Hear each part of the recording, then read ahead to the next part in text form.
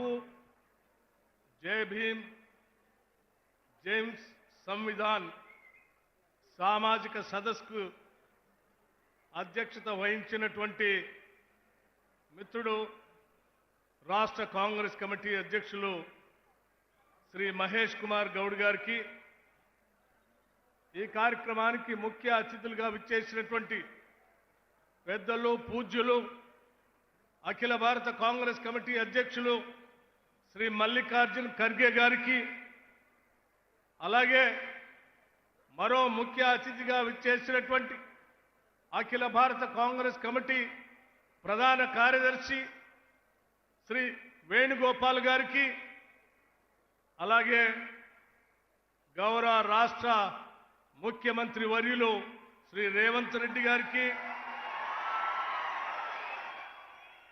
రాష్ట్ర కాంగ్రెస్ వ్యవహారాల ఇన్ఛార్జ్ మీనాక్షి నటరాజన్ గారికి, ఇంకా వేదిక మీద ఉన్నటువంటి నా తోటి సహచర మంత్రివర్గ సభ్యులందరికీ, సిడబ్ల్యూసి సభ్యులకి, జిల్లా కాంగ్రెస్ కమిటీ అధ్యక్షులకి, రాష్ట్ర కాంగ్రెస్ కార్యవర్గ సభ్యులందరికీ, అలాగే ఈ సంవిధాన సామాజిక న్యాయ సదస్సుకు మారుమూల ప్రాంతాల నుంచి సహితం అనేక గ్రామాల నుంచి కదిలి వచ్చినటువంటి ప్రాణ సమానులైన కాంగ్రెస్ నాయకులారా, మీ అందరికి కూడా ముందుగా నా హృదయపూర్వకమైనటువంటి నమస్కారాలు తెలియజేస్తా ఉన్నాను.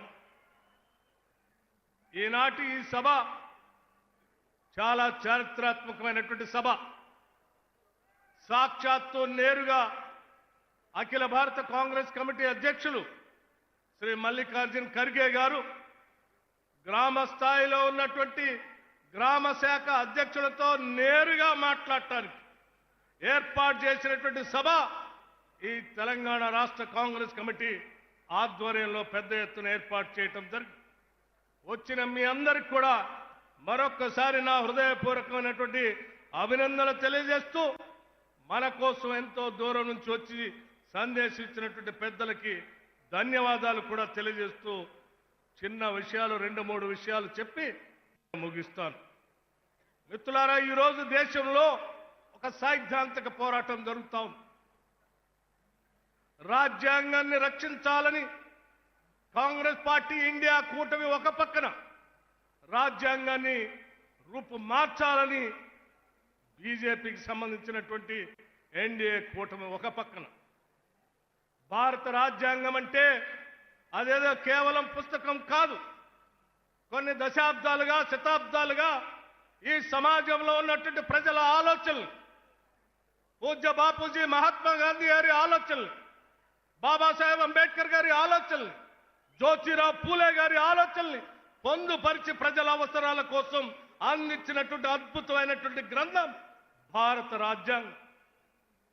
భారత రాజ్యాంగమే లేకపోతే ఈ దేశంలో సామాన్యులకి, పేదలకి, దళితులకి, గిరిజనులకి ఎవరికి కూడా ఎటువంటి హక్కులు లేకుండా కేవలం రాజులకి, రాజ్యాధికారం చేసేటువంటి పెద్దలకి మాత్రమే సమాజంలో ఉన్నటువంటి గౌరవం దక్కేది. అటువంటి పరిస్థితిలో ఈ దేశంలో ఉన్నటువంటి ప్రతి పౌరుడికి కూడా సమానమైనటువంటి హక్కుని, గౌరవాన్ని కల్పిస్తూ ఈ దేశ సంపదని, ఈ దేశంలో ఉన్నటువంటి అవకాశాలని అందరికీ సమానంగా అందించాలని ఈ భారతదేశానికి బాబాసాహెబ్ అంబేద్కర్ కాంగ్రెస్ పార్టీ ఆధ్వర్యంలో అద్భుతమైనటువంటి భారత రాజ్యాంగాన్ని అందిస్తే దాన్ని అమలు చేయాలని ఈరోజు కాంగ్రెస్ పార్టీ పెద్ద ఎత్తున మనందరం, మన నాయకులు పోరాటం చేస్తూ ముందుకు పోతా ఉన్నాం. దాన్ని నిలబెట్టుకోవటమే మనందరి భవిష్యత్. పొరపాట్ల భారత రాజ్యాంగానికి చిన్న ఇబ్బంది జరిగినా ఈ దేశంలో ఉన్నటువంటి సామాన్యులు అందరూ కూడా హక్కులు కోల్పోయేటువంటి అత్యంత ప్రమాదకరమైన పరిస్థితులు ఈ దేశంలో దాపురిస్తాయి.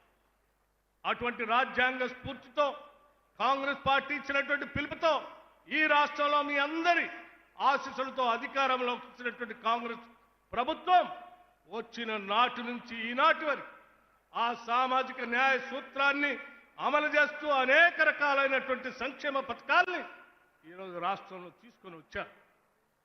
ప్రతి గ్రామం నుంచి కదిలి వచ్చినటువంటి కాంగ్రెస్ నాయకులందరూ కూడా ఈనాడు సభా వేదిక మీద నుంచి అంది వచ్చినటువంటి సమాచారాన్ని తీసుకొని ప్రతి గడపకి తీసుకొని వెళ్ళవలసిందిగా విజ్ఞప్తి చేయడం కోసమే కొన్ని విషయాలు మీ దృష్టికి తీసుకొని వస్తా ఉన్నా.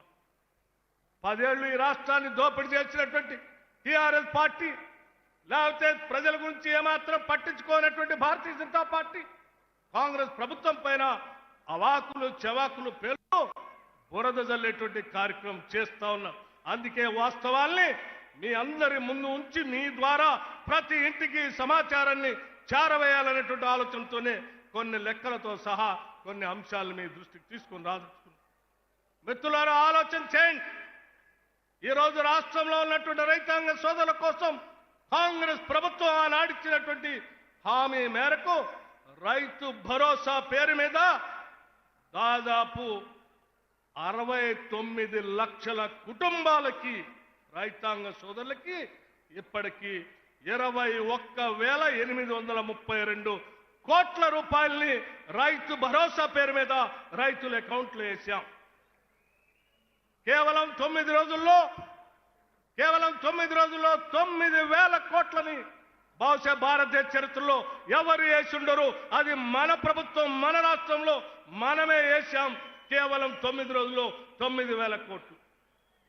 రైతు రుణమాఫీ ఆనాడు కాంగ్రెస్ పార్టీ హామీ ఇస్తే 2 లక్షల రుణమాఫీ చేస్తారా అని ఆశమాడినటువంటి ప్రజలందరికీ బుద్ధి చెప్పేటట్టుగా కేవలం 3 నెలల్లో 20,000 కోట్ల రూపాయలు 25 లక్షల మంది రైతాంగ సోదరులకి రుణమాఫీ చేసినటువంటి చరిత్ర మన ప్రభుత్వానికి. అంతేకాదు మిత్రులారా, అదే రైతాంగ సోదరులు పండించినటువంటి ధాన్యానికి, సన్న ఓడ్లు ధాన్యానికి కొనటానికి బోనస్ పేరు మీద ఒక్కొక్క క్వింటాల్కి 500 రూపాయల లెక్క ఈ రోజు కొనుగోలు చేసినటువంటి ప్రతి క్వింటాల్కి వారి అకౌంట్లో డబ్బులు వేశాం.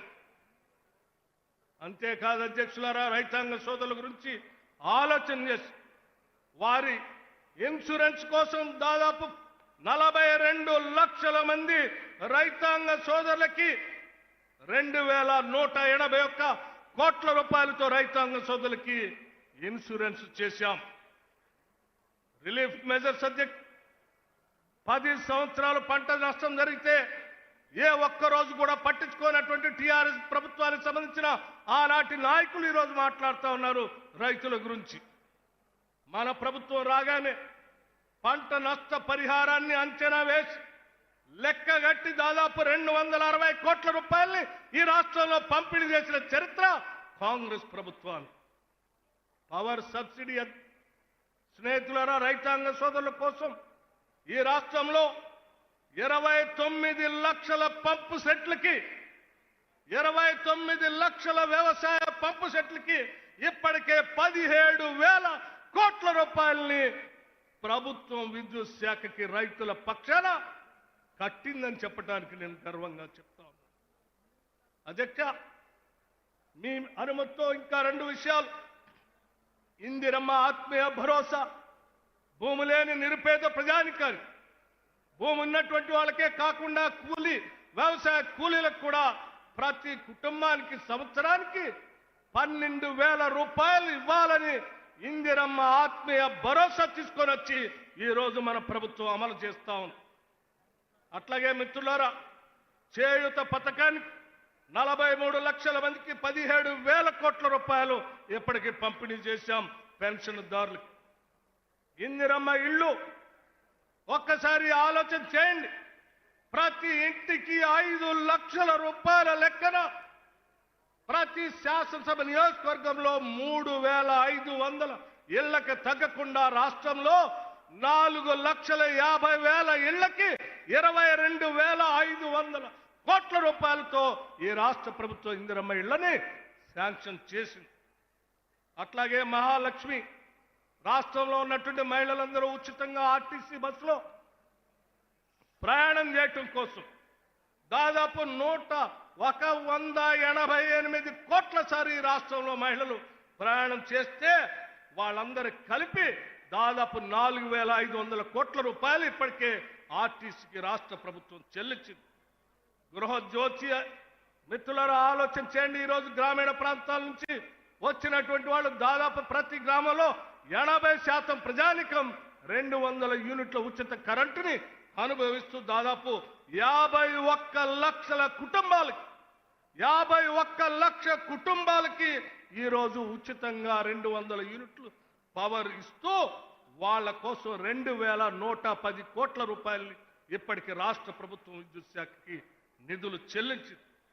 ఎల్పిజి సిలిండర్ పేదవాళ్ళకి 500 రూపాయలకే ఎల్పిజి సిలిండర్ ఇవ్వాలని ఆనాడు కాంగ్రెస్ ప్రభుత్వం పార్టీ అధికారంలో ఇస్తామని హామీ మేరకు ఇప్పటి వరకు రాష్ట్ర వ్యాప్తంగా 641 కోట్ల రూపాయల్ని ఎల్పిజి సిలిండర్ 500కే ఇచ్చేటట్టుగా ఈరోజు రాష్ట్ర ప్రభుత్వం నిధులు చెల్లించి. మిత్రులారా, ఒక్కసారి ఆలోచన చేయండి. పేదవాళ్ళు, బడుగు బలహీన వర్గాలకు సంబంధించినటువంటి వాళ్ళు అనారోగ్యానికి గురైతే వైద్యం చేపించుకోవడానికి అవకాశం లేకపోతే కాంగ్రెస్ ప్రభుత్వం రాగానే 10 లక్షల రూపాయల వరకు రాజీవ్ ఆరోగ్యశ్రీ పథకాన్ని పెంచి ఈరోజు రాష్ట్ర వ్యాప్తంగా 93 లక్షల కుటుంబాలకి ఈరోజు రాజీవ్ ఆరోగ్యశ్రీ పథకాన్ని అమలు చేస్తా ఉన్నాం. అట్లాగే వడ్డీ లేని రుణాలు రాష్ట్రంలో ఉన్నటువంటి మహిళలందరికీ 20,000 కోట్ల రూపాయల సంవత్సరానికి వడ్డీ లేని రుణాలు ఇవ్వాలని ఆలోచన చేయటమే కాదు, ఈ సంవత్సరం 21,000 కోట్ల రూపాయలు దాటాం. 5 సంవత్సరాల్లో 1,00,000 కోట్ల రూపాయల్ని మహిళలందరికీ వడ్డీ లేని రుణాలను ఇచ్చేటువంటి కార్యక్రమాన్ని కాంగ్రెస్ ప్రభుత్వం చేపట్టిందని చెప్పి సగౌరవంగా మీ అందరికీ తెలియజేస్తా ఉన్నాం. మిత్రులారా, రైస్ సబ్సిడీ, సన్న బియ్యం ఈరోజు రాష్ట్ర వ్యాప్తంగా 93 లక్షల కుటుంబాలు, బహుశా దేశంలో ఎక్కడా లేదు ఇది. రేషన్ కార్డు వాళ్ళందరికీ సన్న బియ్యం ఇచ్చి, ఫైన్ రైస్ ఇచ్చి ఈరోజు దాదాపు వడ్లతో కానీ సన్న బియ్యంతో కానీ 13,500 కోట్ల రూపాయలు వెచ్చించి రాష్ట్రంలో పేదలందరికీ సన్న బియ్యం ఇస్తా ఉన్నాం. వీటితో పాటు రాష్ట్రంలో ఉన్నటువంటి విద్యార్థులు చదువుకోవటం కోసం young India integrated residential schools, నభూతోన భవిష్యత్, ఒక్కొక్క స్కూలు 200 కోట్ల రూపాయలతో 25 ఎకరాలకు తగ్గకుండా ఈ రాష్ట్రంలో 105 స్కూల్స్ ని ఒకటేసారి శాంక్షన్ చేసినటువంటి చరిత్ర మన ప్రభుత్వాన్ని. గర్వంగా గ్రామాల్లోకి వెళ్ళి చెప్పండి. ఈ రాష్ట్రంలో ఉన్నటువంటి పేద గిరిజన కుటుంబాలకు వాళ్ళందరికీ ఆనాటి కాంగ్రెస్ ప్రభుత్వం ఫారెస్ట్ రైట్స్ యాక్ట్ కింద ఇచ్చినటువంటి దాదాపు 6,70,000 ఎకరాలకు ఈరోజు ఇందిరా సవర గిరి జల వికాసం అనే పథకం పెట్టి 12,500 కోట్ల రూపాయలతో నల్లమల్ల అడవుల్లో రాష్ట్ర ముఖ్యమంత్రి రేవంత్ రెడ్డి గారు లాంఛనంగా ప్రారంభం చేస్తే ఆదిలాబాద్ నుంచి అటు భద్రాచలం వరకు అటు కృష్ణా పరివాహక ప్రాంతంలో ఉన్న 6,70,000 ఎకరాలకి సోలార్ పంప్ సెట్లతో పాటు డ్రిప్ ఇరిగేషన్, స్ప్రింక్లర్స్ ఇచ్చి వాళ్ళు అద్భుతంగా ఉద్యానవన పంటలు పెంచుకోవటానికి కావాల్సిన ఏర్పాట్లు ఈ రాష్ట్ర ప్రభుత్వం చేస్తా ఉంది. ఇటువంటి అనేక సంక్షేమ కార్యక్రమాలు ఈరోజు బహుశా ఈ రాష్ట్రంలో ఎవరు చేసి ఉండరు, ఈరోజు మనం తప్ప ఎవరు చేయలేరు. కేవలం సంవత్సరాల కాలంలో ఇన్ని సంక్షేమ కార్యక్రమాలు చేసి ప్రజల కోసం నిలబెట్టినటువంటి ప్రభుత్వం ఇందిరమ్మ ప్రభుత్వం, ప్రజా ప్రభుత్వం, ప్రజా సంక్షేమం కోసం పనిచేసే ప్రభుత్వం. ఇటువంటి సంక్షేమ కార్యక్రమాలు ప్రజలకు చేరుతా ఉంటే చూసి తట్టుకోలేక ఏడ్చేటువంటి రాజకీయ పార్టీల నాయకులకి ఇంటింటికి వెళ్ళి మీరు వాళ్ళకి తెలియజెప్పి వాళ్ళకి ఇలా విమర్శలు చేసేటువంటి వాళ్ళందరికీ కూడా బుద్ధి చెప్పాలని, ఈ సంక్షేమ కార్యక్రమాలని ప్రతి గడపకి తీసుకొని వెళ్ళాలని చెప్పి మీ అందరికీ నేను సవినయంగా విజ్ఞప్తి చేస్తూ ఇచ్చిన అవకాశాన్ని సద్వినియోగం చేస్తూ ప్రజల కోసమే ఈ రాష్ట్ర ప్రభుత్వం పనిచేస్తుందని మాటిస్తూ ముగిస్తా ఉన్నాను. జై హింద్, జై కాంగ్రెస్. మిత్రులారా, ఇక్కడ మాన్యులు ఖర్గే గారితో పాటు ఇక్కడ కేసీ వేణుగోపాల్ గారు కూడా ఉన్నారు. మా AICC general secretary incharge organisation. एक बार अभिवाद करिए सर, बस सेवा. We warmly welcome Sri K. Venugopal Garu, MP from Allappuzha and General Secretary of AICC, in charge of organization, who is here to strengthen our Telangana Congress team. Venugopalu Garu has begun his political career as an MLA from Allappuzha in 1996. Then he served in Lok Sabha and Raj Sabha. Now he is a Lok Sabha member. He also has been a Union Minister of State for Civil Aviation Power during UPA era, demonstrating an acumen in governance and policy making. Since April 17, Venugopal ji has served as AS General Secretary Organization, overseeing critical party restructuring and grassroots level empowerment. Recently, he emphasized the need for quality leadership from booth level, urging the Youth Congress in Kerala to identify natural local leaders, showing his commitment to organization revival. Today, with his guidance, we recommit ourselves to building a more vibrant, disciplined and people-centered Congress. Let's welcome Venugopal Garu's leadership and much forward together. పెద్ద చప్పట్లతో వారికి స్వాగతం పలకాల్సిందిగా కోరుతా ఉన్నాను.